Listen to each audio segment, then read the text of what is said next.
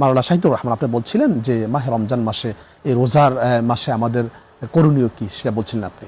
এই রমাদানে আমরা কি করব? সংক্ষেপে যদি আমি বলি এতটুকুই বলবো। এক নাম্বার, আল্লাহ বলছেন শাহরু রমাদান আল্লাযী উনজিলা ফিহিল কোরআন। যেহেতু কোরআনটা রিভিল হয়েছে, নাজিল হয়েছে রমাদানে, আমরা বেশি বেশি করে এই রমাদানে কোরআন তিলাওয়াত করব। হাদিসের মধ্যে এটাও পাওয়া যায় যে প্রত্যেক রমাদানের রাত্রিতে আল্লাহর হাবিব সাল্লাল্লাহু আলাইহি ওয়াসাল্লামের সাথে জিবরাইল আলাইহিস সালামের সাক্ষাৎ হতো। কি করতেন তারা? ইউদারিসুল কোরআন, একজন আরেকজনকে পবিত্র কোরআনুল কারীম তিলাওয়াত করে শোনাতেন। সুবহানাল্লাহ।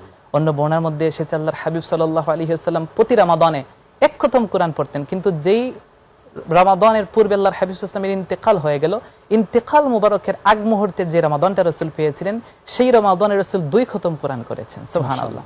আল্লাহর হাবিব সাল্লাল্লাহু আলাইহি ওয়াসাল্লাম আরো জানিয়েছেন, এই রমাদানে তোমরা বেশি বেশি করে আল্লাহর কাছে দোয়া করবা, কারণ এমন একটা রমাদান মাস যেই মাসে আল্লাহ রাব্বুল আলামিন তার রহমত, তার মাগফিরাত, তার নাজাত দিয়ে দেন।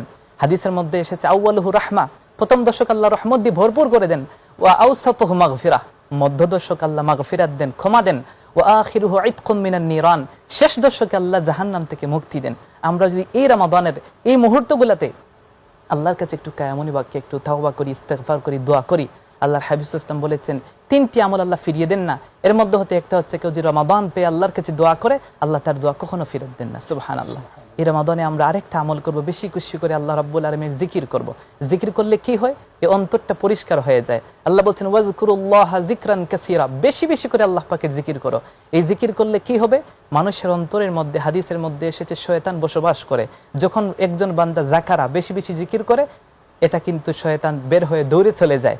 আর যখন সে জিকির আজকাল বন্ধ করে দেয়, ওয়াসওয়াসা এই জায়গার মধ্যে কুমন্ত্রণা দেয়, এই অন্তরটা, কলবটা নষ্ট করে দেয়। আমরা রমাদানে বেশি বেশি করে জিকির করব। আল্লাহ রাব্বুল আলামিনের জিকিরে তাতমাইন্নুল কুলুব, আমাদের অন্তরটা প্রশান্ত হবে। সুবহানাল্লাহ। চমৎকার বলেছেন।